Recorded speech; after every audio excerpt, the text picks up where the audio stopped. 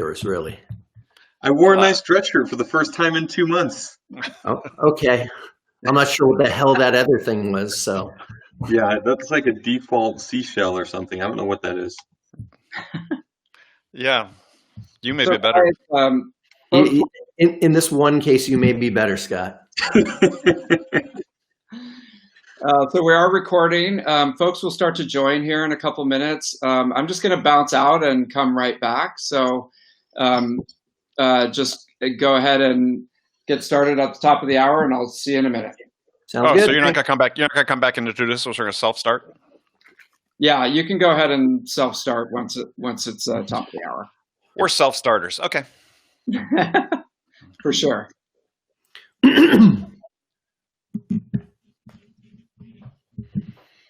So we have to introduce ourselves? All right. You can do that, right, Andy? Got to work on my reading skills. Do you have an intro for me? No. Is there any?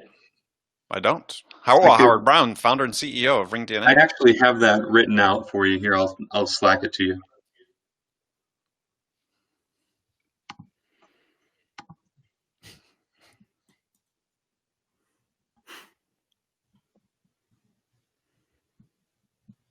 I have both of them written out so you can match if you want. So Andy, I guess you're going to read the new sales enablement formula as well? Yeah, I guess so. Welcome to the new sales enablement formula. Wow. You got a voice.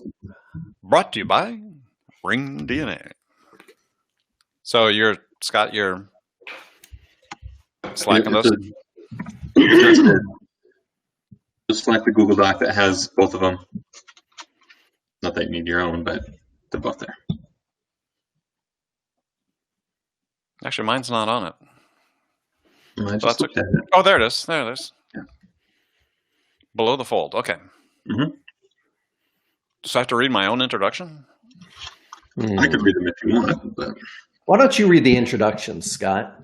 Okay. Why don't you introduce the beginning slide, the introductions, and then Andy will kick it off, give a couple metrics. We'll talk about the impact, and we'll move from there. Sound good? Sounds good. That sounds good. Okay, sounds good.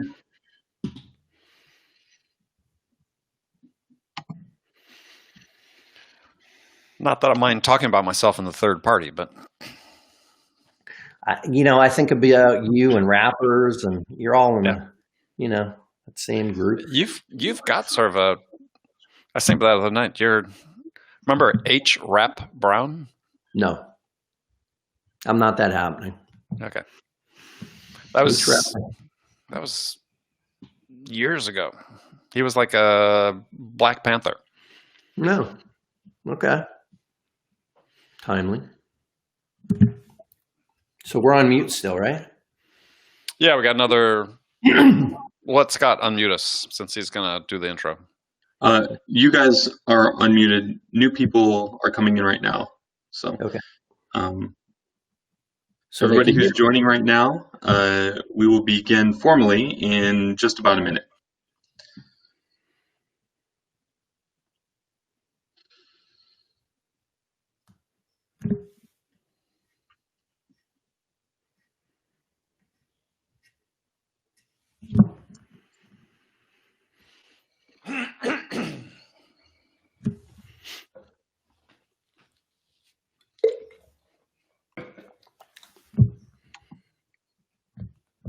All right, officially, welcome to this session of the Tenbound Conference, the new sales enablement formula, empowering SDRs to ramp faster and sell more.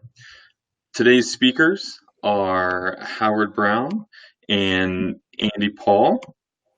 Howard Brown is the founder and CEO of RingDNA, where he fosters an innovative, fast-growing, and collaborative culture. A three-time entrepreneur and former clinical psychologist, Howard's thought leadership on sales, entrepreneurship, and artificial intelligence has appeared on Bloomberg TV, Fox Business, Forbes, and Entrepreneur Magazine, and is a frequent speaker at industry conferences such as Dreamforce and AWS Revenant. Howard has been listed as one of the 100 most intriguing entrepreneurs of 2019 by Goldman Sachs and a top CEO according to Comparably. Welcome, Howard. Thanks, Andy Scott. Paul, no problem. Andy Paul is a best-selling author of Amp Up Your Sales and Zero Time Selling. Andy Paul is number 8 on LinkedIn's list of the top 50 global sales experts to follow. With more than 170,000 followers, Andy is a highly sought-after speaker and sales sage who interviews the world's foremost sales minds and extraordinarily interesting people to bring you strategies and insights that you can use to generate epic wins and massive values. I'll pass things over to Andy. Welcome. Scott, thank you very much. And welcome, everybody, for joining us here today. And we're going to jump right into it. We're going to talk about, what we've been going through here the last several months. Bridge Group talked about that roughly 30% of companies have laid off some number of SDRs, AEs, but at the same time, what we're seeing is that companies are relatively optimistic about what's going to come in the next 2-3 quarters and in 2021, and 71% of companies expecting relatively little impact or to have a rebound of their business. So that means hiring, right? So bringing on new SDRs, new AEs, onboarding them, ramping people, and getting them to be productivity or getting them to productivity more quickly. So Howard, everyone sort of nods their heads and agrees that's desirable to be able to onboard SDRs and AEs faster, but it's really not just a nice to have. It's not a nicety. It's something that really has economic value to it. And maybe you could explain what that is for us. Sure. Well, first of all, it's great to be here. Thank you, Andy. Clearly in great company, and I appreciate the opportunity to spend time with you anytime. So, as always, yes. Thank you. So I love the fact that 71% of companies think they're going to start hiring right away or fairly soon. It's great news. I may be somewhat less optimistic, which really points to the importance of why when we do hire, we make sure we make the right hires and that we get them onboarded and trained in an effective and efficient manner. The slide above, you'll see the difference between a rep that's fully ramped in 6 months in the blue line and a rep that is fully ramped in 9 months. It's a massive difference, right? So if my rep has a $50,000 a month quota once they're fully ramped, if they're ramped in 6 months, they will have generated $475,000 in revenue for the company, as opposed to a rep that takes 9 months. In 9 months, they will have generated $387,000 in revenue. So roughly a $88,000 difference per rep. Now, if I have 10 reps, which it's 20% difference more, yeah. It's $880,000 a year in additional revenue. If I have 100 reps, it's $8.8 million. So the difference of 3 months, a reduction in 3 months of ramp time, could be for a company with 100 reps, $8.8 million. Yeah, in this case, we're talking specifically about AEs, but the math applies to SDRs as well. Yeah, if you have a 25% win rate, you can basically take the difference in revenue and divide that or times that number by 4, and you'll have to generate, roughly 4 times the 475,000 for your 6-month ramp reps. So you're talking close to $2 million in pipeline versus. Anyway, you get the math. I'm gonna get more. No, but I mean, the fact is it's significant, right? Yes. Is that, people develop at different rates, but the fact is you want to have in place a process, starting with how you hire, that enables people to get to the point they need to get faster. And it's not guesswork. You can actually be very deliberate about it. Somehow our slides reset, sorry. So let's get into what it takes to onboard faster. And it really starts with who you hire and how you hire. Absolutely. And who you hire has never been more important because as we showed in the slide before, it's really about getting people to that full quota as soon as possible, making sure that they have the right training, the right coaching to get there. So what does that require? It requires that we find people who are coachable. People who have been coached in the past, who know how to take lessons and and synthesize that into their own experience. And we can do that in how we interview people. This is the point, is that we can discern these things before we hire people. Absolutely. We like to hire people that have experience. It doesn't have to be in sales, but it certainly helps. Quick learners, quick studies. We like people who understand the math, right? Sales is you have to understand the math of sales. You talk about that a lot. Mm-hmm. So give us an example, though, of what you're saying when they say they need to know the math of sales. Well, you have to understand the numbers, right? Right. You have to have some business acumen. You have to understand, in the previous slide, when we're talking about revenue, what revenue means and what kind of expense and the ROI of your investments. There's a variety of things that most people in business think about. And if you're selling to people, in this case, sales, you better understand ramp time. You better understand margin. You should understand COGS. There's a variety of basic business acumen that you should be assessing for when hiring a rep. And including it in your onboarding process. I mean, this is the thing that you and I have talked about before is there's this sort of shortage of this basic acumen in sellers, and if they're not picking it up in school or previous experience, is you need to be able to provide that. Absolutely. And look, it's not magic to get somebody to a full ramped quota fast, but it does take work and it takes a process. And before you jump process, the one thing you alluded to is culture. So I think companies maybe don't spend enough time making sure people are really a fit, because this has a lot to do with their chances to succeed. So what are you screening for in terms of culture? Well, you want to make sure that whomever you're meeting with, when you're thinking about hiring, has a passion, right? You want to make sure that they have a passion for things that align to your company's values, your mission, the things that really are important to your organization. We look for people who like to take responsibility, who like to deliver value with every conversation. Mm-hmm. We take integrity and trust, and certainly people talk about those things, but those are really critical things, and you can, through the interview process, really screen for that. And go ahead. Well, I was going to say, character is what you're talking about. This is something that when you're looking at culture fit, is character is really important. Integrity, as you said, trust, their own values. Do they align with those of the company?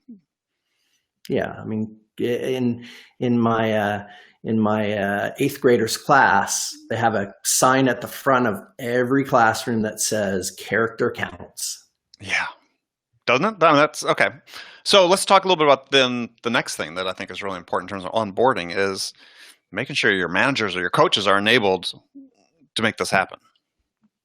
Absolutely, and I think the reason I brought up process, I really do think a big part of the early process of onboarding people is introducing them to your company culture, mm-hmm. introducing them to the founding story, the mission, why they're doing what they're doing, and how it will impact the businesses they serve, why the conversations they have with prospects matter, and mm-hmm. why it's important to deliver value, even if you're not selling your product.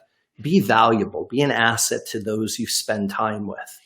That is a really important part of the onboarding process, really making sure people understand they're part of a team, they share values, they're working towards the same goals, shared KPIs, all critically important to the process. So then back to the previous question, so how are your managers then enabled to reinforce that or to deliver that message and then reinforce it going forward? Yeah, well, I think in a lot of cases, it involves the founder, the CEO, if possible. So we have onboarding classes where I spend an hour and a half with each onboarding class talking about the company, talking about the founding story, making sure that every individual within the organization knows that story, understands our value, is keenly aware of the portal where we have all of this material. It also is part of our coaching training, and the slides are moving like crazy in the back. Yeah, and I'm not touching them. I apologize to the audience, but It's all good. I like the flashing lights. It keeps me active. yeah, something has taken over. But go ahead. I think to your point, it's really enabling your coaches to be great coaches. How are you training them? I think a lot of people think about their top sales executives, for example, and just assume they're going to be wonderful coaches or wonderful trainers. It's not the case. You have to teach a coach how to coach. You have to teach a trainer how to train. And if they have those skills, then they could properly train their team. So you want to make sure your sales enablement program involves training not just for your reps, but reinforces the training and the outcome of that training for your managers and coaches. And then use your tools and technology to reinforce that as well. 100%. So give us an example of how that works at RingDNA. Yeah, so at RingDNA, and there's a variety of tools we use. Obviously, RingDNA is a core piece of our technology, but we believe that it's critically important to both listen to how successful reps handle calls and demos, and listen to how reps have been less than successful. So really pay attention to real phone calls. Listen to calls where certain aspects of the calls have been flagged by managers or coaches through our Conversation AI platform. For example, there are libraries of calls where pricing objection was handled well, where features are well aligned to the value or the problem that the prospect may be having. The idea that there is competition. How do we compete against our competitors? Where are our strengths? Where are our weaknesses? And how to be transparent. So it's only through this process of listening to your peers' calls and actually reviewing their calls, having them review your calls, that we're able to really help them speed that ramp process. Another really important piece of this is using the technology for role playing. Our ability to role play calls with not prospects to begin with, but actual managers, their peers, and then through the tool, annotate those calls, flag those calls, drop those calls into best practice libraries is really, really beneficial. Well, and what you're bringing up, and when you talk about during the onboarding process, is this idea of self-education. Part of it, when you have this type of technology and these tools, is you have to take responsibility as the rep, as an AE, as an SDR for using them. Yeah, absolutely. And there's metrics in place that surface when somebody has paid attention to the learning program, and then when those have not. We also evaluate the coaches and trainers. For example, if calls are surfaced that need coaching, that's great. If the coach spends time with the rep, training them, and then the rep's performance actually decreases, that's great insight because we need to spend more time with our coaches and trainers. So it's not just about the rep, it's really evaluating across the entire enterprise, everybody who's involved in the process. In the same vein, we evaluate every single part of the sales process, whether it's the marketing source that's routed a lead to a particular rep, how they handled that marketing lead, or an outbound sales sequence in our guided selling product, where we're evaluating every single email, every SMS, as well as the transcriptions and the sentiment and all of the metrics around the actual conversation, all the way through to the learning and training module that really looks at the outcomes of those calls. Yeah, and then, as you said, no shortage of information for the reps, SDRs, AEs, or the coaches themselves to say, yeah, we understand, or we have a better insight, let's say, into what's happening here, and here are the levers we can pull to try to make improvement in our performance. Absolutely. We talk about onboarding being just the first step, and really a self-development process, right? I mean, it's getting you to a certain point, but once you're up to a certain point after 90 days, that's not the end. That's really just the beginning of the beginning, right? It absolutely is. I listened to your podcast, Andy, and at just about every single podcast, you mention a new book that you've read or you're interviewing an author. I think one thing that holds true about just about every great salesperson, sales manager, sales leader I've ever met is they have a constant thirst and hunger for learning. They're constantly looking to improve their game, their skill set. They're constantly looking for motivation. And I think that in today's world where we're constantly introducing new features, new products, the market is changing rapidly, our competitors are changing rapidly, our ability to better ourselves in how we handle objections and how we speak to one another, our ability to look at what really moves the needle for us because we have those outcomes is so critical. And the best reps, the ones that are constantly hitting their number, exceeding their quotas, are the ones that are constantly trying to improve in their craft.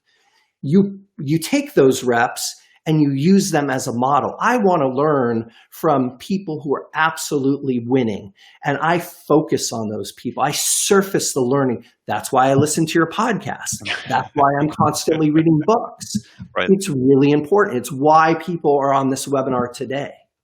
Yeah, well, I look back to my own experience when I first started in sales. Is I glommed onto the number one seller in our office, and I said, "I'm going on calls with you because I want to learn how you're doing it." Because he just made it look so much easier than everybody else. So, if you're new, that's what you want to do. Now, we're also ignoring our slides for a second. Is and one of the things that's sort of phenomenon that's happening now is that a lot of field sellers have been working from home. It's unclear exactly when they're going to go back to the field. So there's really this opportunity that exists right now is to sort of do a lot of cross training between field reps to help them become better selling on the phone and become better inside sellers, which, chances are they're going to be adopting much more of a hybrid model going forward. Yeah, absolutely. One of the conversations I've had recently with a very senior RVP at Salesforce was around the changes he's had to make in his job. He used to go and visit some of the largest brands in the world. He'd go meet with them, have face-to-face interactions.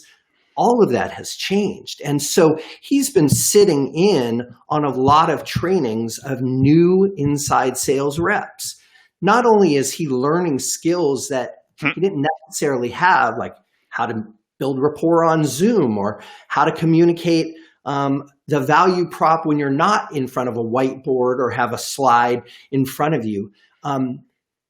He's been able to grow in his craft, but there's an additional value by including him in these onboarding sessions or training sessions. He's actually able to impart his experience of selling the product, in this case, Salesforce, to the new junior reps, SDRs, new AEs, because he's experienced. So not only is he gaining by learning how to sell in this new inside sales motion, but he's helping reps in other aspects that he's gained experience over the past 15 years while at Salesforce. Yeah, and they're benefiting from each other's expertise and experience. But I think this one of the points that's really critical is that field reps, their productivity metrics really change, right? Is at least from an activity standpoint, is if you're sitting there saying, look, I'm planning my day, I'm going to have time to make 5 calls out in the field. Yeah, how are you using your time now, right? Your outreach opportunities increase pretty exponentially. Yeah, and what are the tools to help you be more effective in that outreach, in that follow-up? There is all kinds of tools out there to help with outreach and engagement. Making sure your messages is on point. And so it's really critical right now to take advantage of those tools, not just for the inside sales reps, but for your field sales reps as well. All right, Howard, perfect. I think we're ending right on time. Look at that. Excellent. Scott, did we have any questions? None yet, but if you do have a couple questions, now is the time. We can go just a few minutes over for some Q&A if there is any. one question that kind of came up when we were doing some talking for this was the importance of the transparency, as some sales teams are like, I'm keeping my secrets here because I'm going to, kill my quota and I don't want to, share basically. How do you instill that that transparency level, and does it begin right with the onboarding? I assume so, but. Andy, I'd love to hear your thoughts around tribal knowledge and why it's so important. Yeah, I mean, I think what's obviously one of the difficulties in this work from home time is, right, you start losing some of that tribal knowledge, people just sitting next to each other and hearing what someone else is doing and experiencing, firsthand someone else's successes. But I think as a manager, you have such a huge role in establishing what that culture is, what the expectation is, and whether you're setting up people in sort of fiefdoms or whether it's people feel like they're in it together. That's a collective effort to achieve your goals, and that you cheer your teammates on, and it's not protective because you know that if you give to somebody, you're likely to learn something in return. And that's always the way I approached it is if I can share knowledge with somebody and then I learn something in return, I'm way better off for it. Yeah, and I think building transparency at the outset, that we talked about the culture of the company. If you have a culture that's really about building team and working together and transparency, and you have tools like Conversation AI that surfaces these learning moments, and people can feel really proud of the fact that they did something and it becomes a best practice within your organization, that fuels people. Absolutely. Yep. Well, no other questions have come in, and we're now over time, so I feel like we should maybe just wrap it up. Any parting words before we leave the audience? Howard?